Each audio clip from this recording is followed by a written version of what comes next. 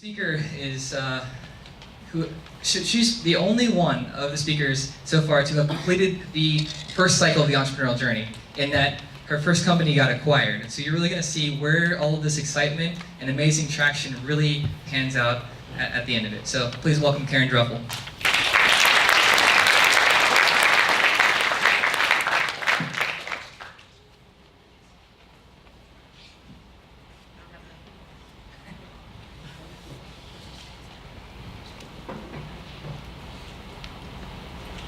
So I'll admit, if I don't hold this up close enough, that I was all prepared, more or less, to not have notes in front of me. Then I got all engrossed in listening to these stories, completely forgot everything I was going to say. So I'm going to cheat, look back at my notes a little bit, get back on track. So Alex, thank you very much for inviting me to be here today with these amazing individuals. In fact, when Ethan Scott, if he's here, from the UVA Office of Advancement, first approached me about this opportunity, I said to him two things. Number one is I'm thoroughly impressed at how far UVA has come with their entrepreneurial programs over the last couple decades. And number two, that I didn't think I was the right kind of speaker to have here today.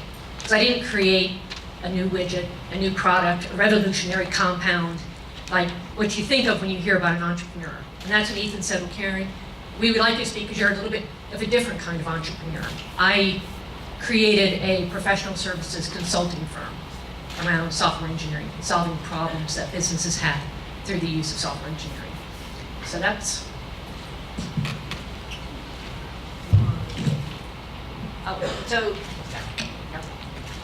so earlier this week I had a chance to talk to Alex and find out what he thought were the important points, the relevant information that I should share with you here today. So the approach I'm going to take is based off of that, and I'm going to tell you just a little bit about myself to put it into context, and then I'm going to attempt to weave in the questions Alex had me answer, has asked me to answer along the way, and weave those into the story of my journey as an entrepreneur.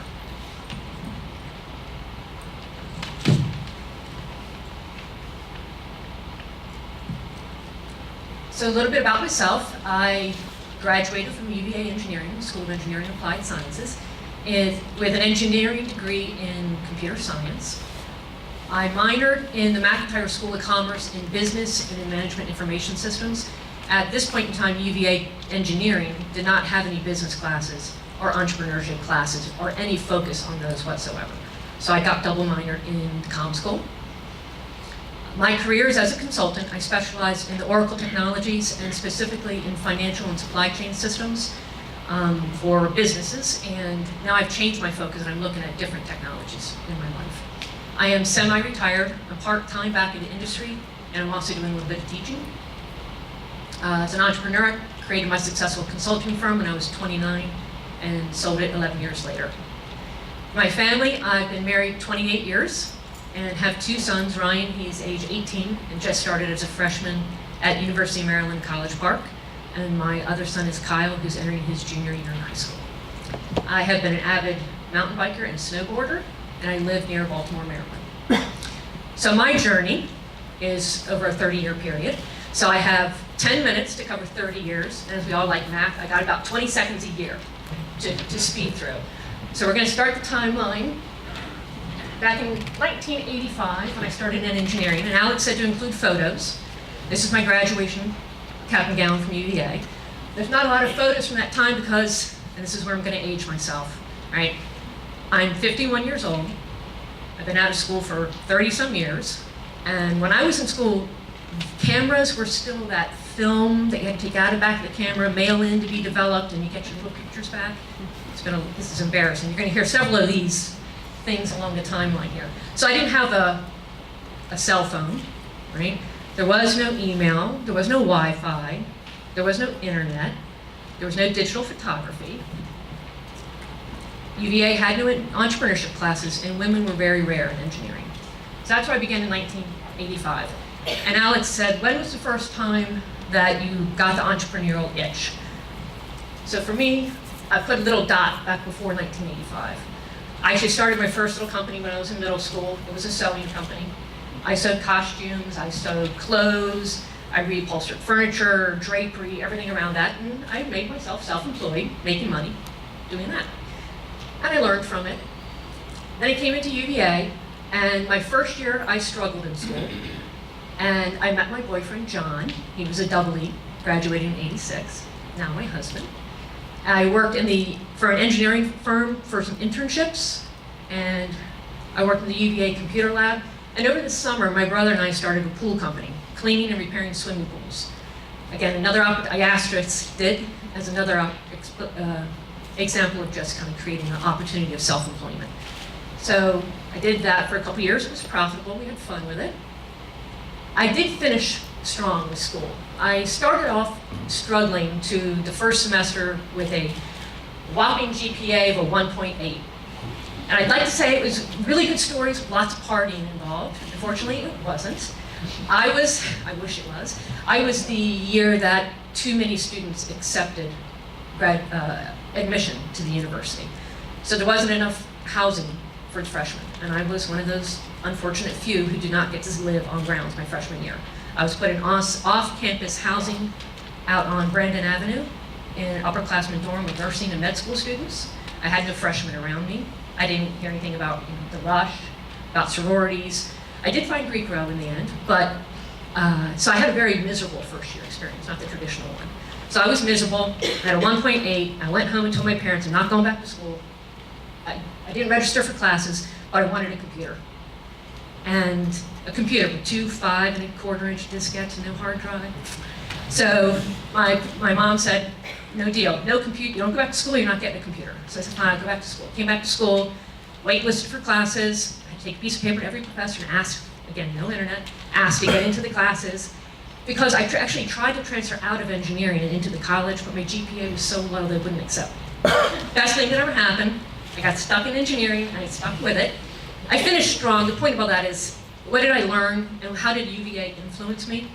I learned that when you get into a hole and you're very, very deep into a hole, like the 1.8, that you are the only one who's going to pull yourself out of it.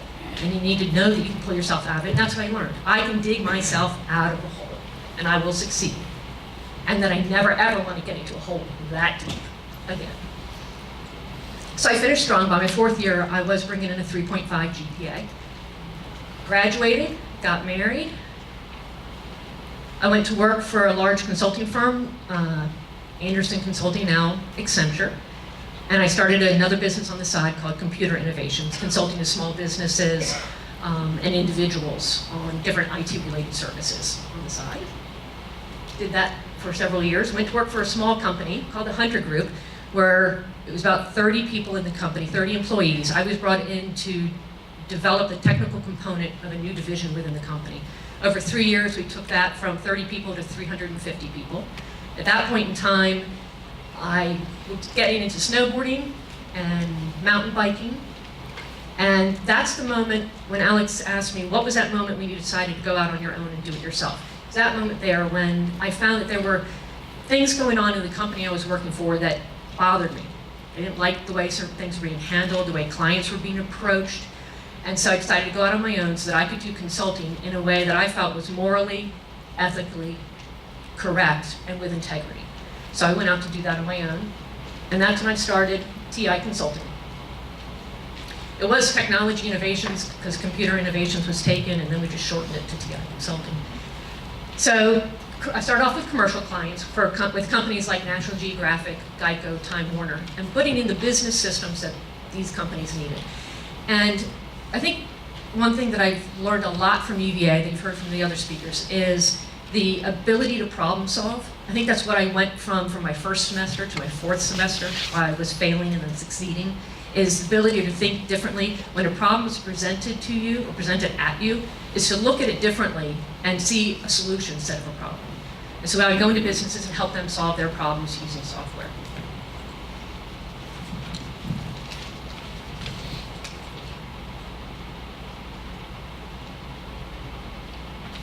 So about a year or so into the company, my husband came to work with me, and I had my 2 sons, Ryan and Kyle, about a year and a half apart. The company was growing. We started off early on Like I said, with the commercial companies, moved into the Department of Defense, primarily focusing on the intelligence agencies, doing a lot of work for the NSA, the CIA, the DIA, and highly specialized work there. Won several prime contracts between $2 million and $8 million. And then in 2005, I went after a contract that a big competitor had. The competitor was Accenture, my alma mater. And they had a successful contract for 6 years, getting all the award fee. We were the only company that went after it against them, and we ended up winning it. It was a $68 million contract award. That was a big one.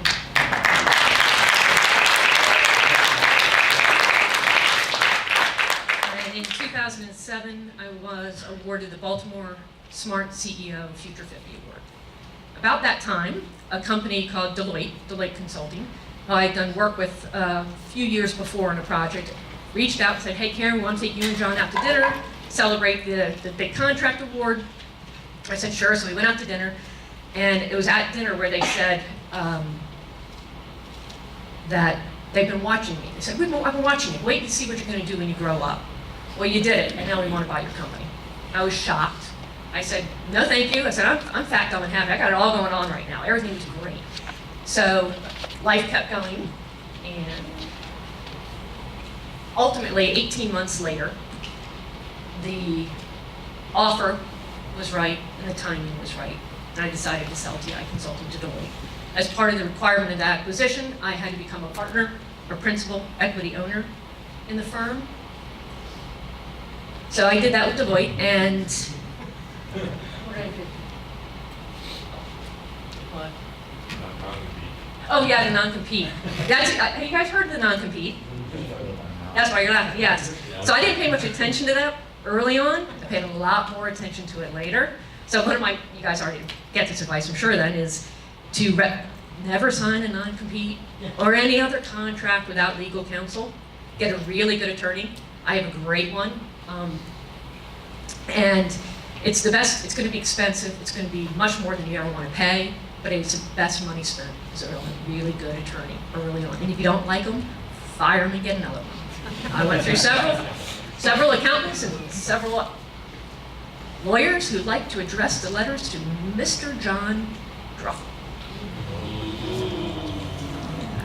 That didn't go over well. There was lots of firing. So,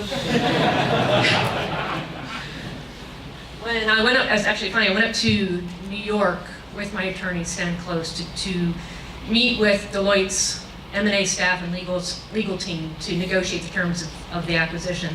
And we get up there and Stan and I go in. He's still my personal and business attorney to this day, a good friend.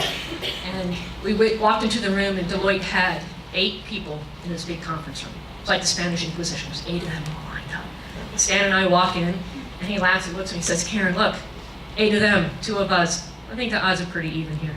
And I was like, you're right, I agree. Bring it on.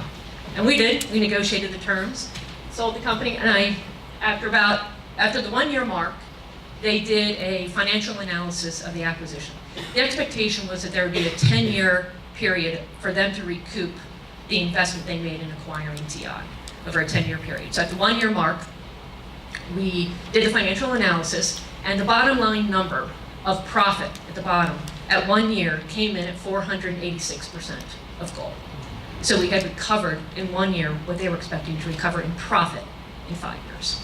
Very successful acquisition, went very well.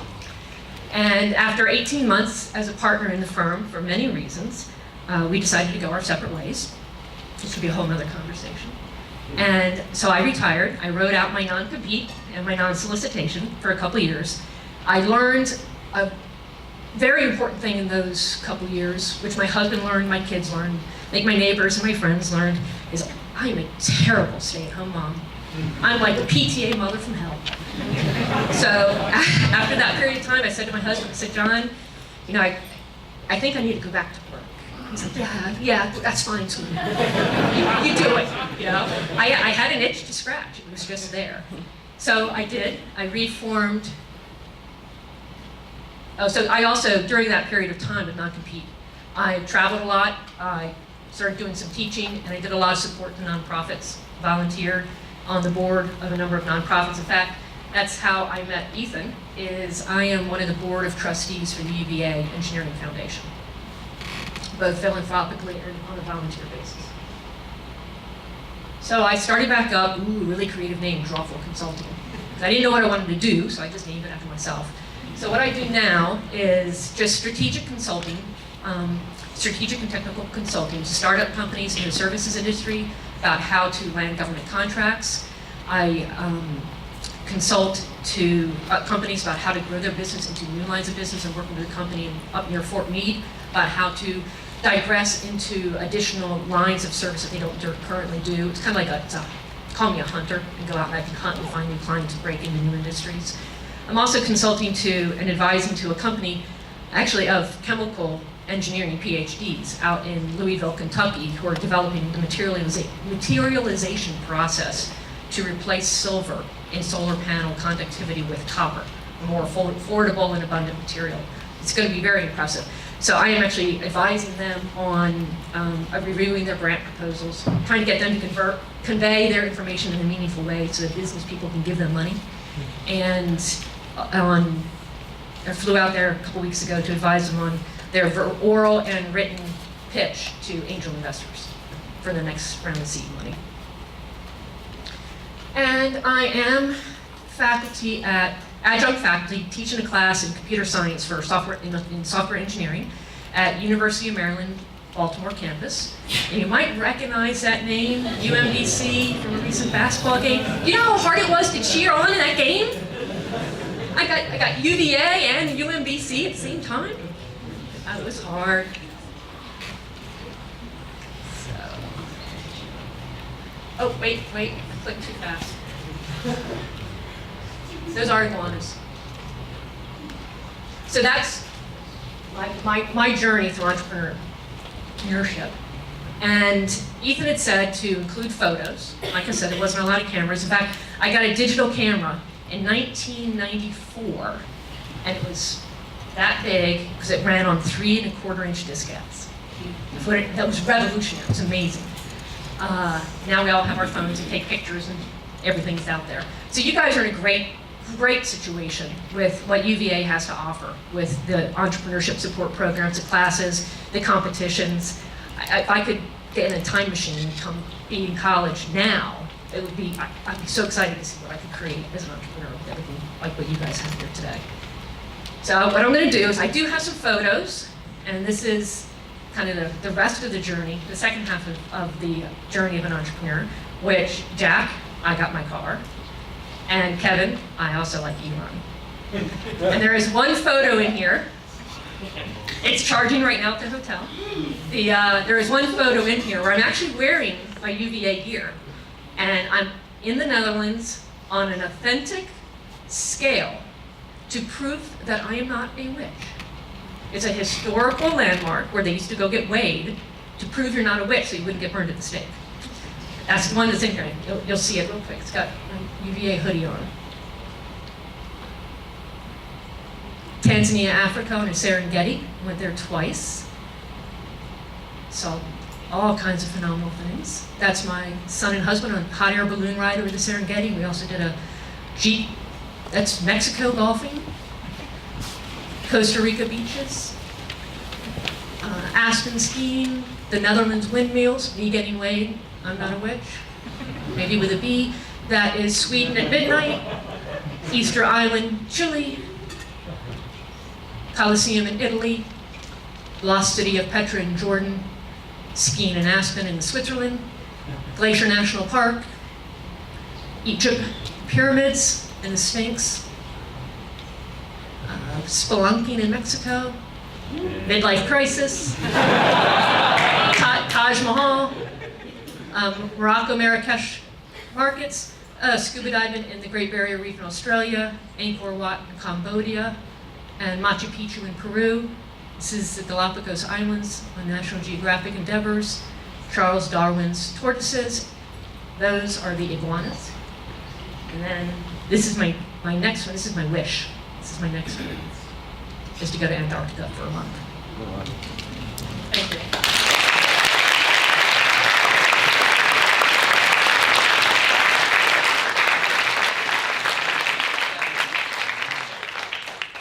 Okay guys, a couple of final things.